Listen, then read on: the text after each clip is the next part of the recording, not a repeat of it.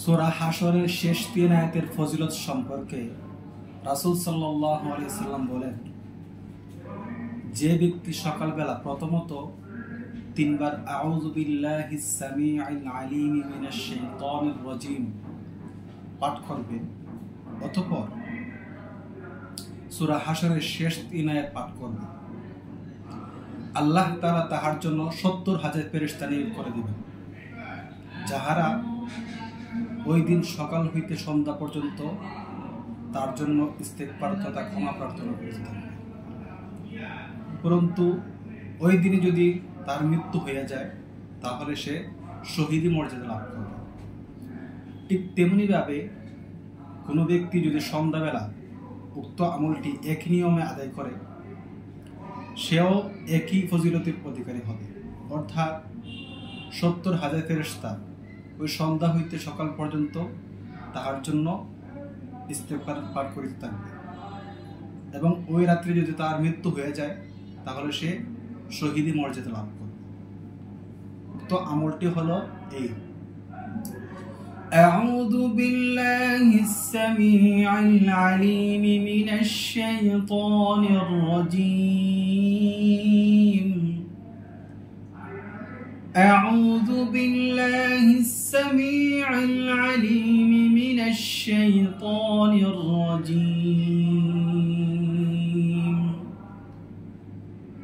أعوذ بالله السميع العليم من الشيطان الرجيم.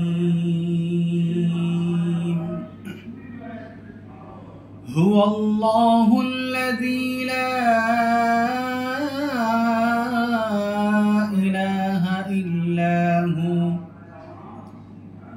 عالم الغيب والشهادة هو الرحمن الرحيم.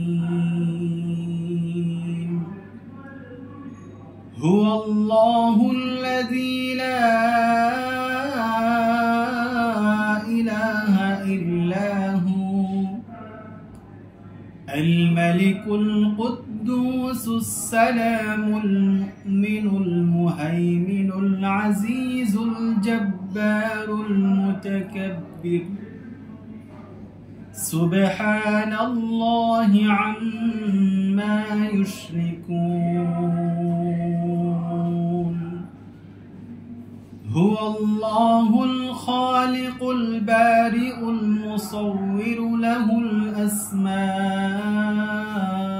الحسنى يسبح له ما في السماوات والأرض وهو العزيز الحكيم. صدق الله مولانا العظيم.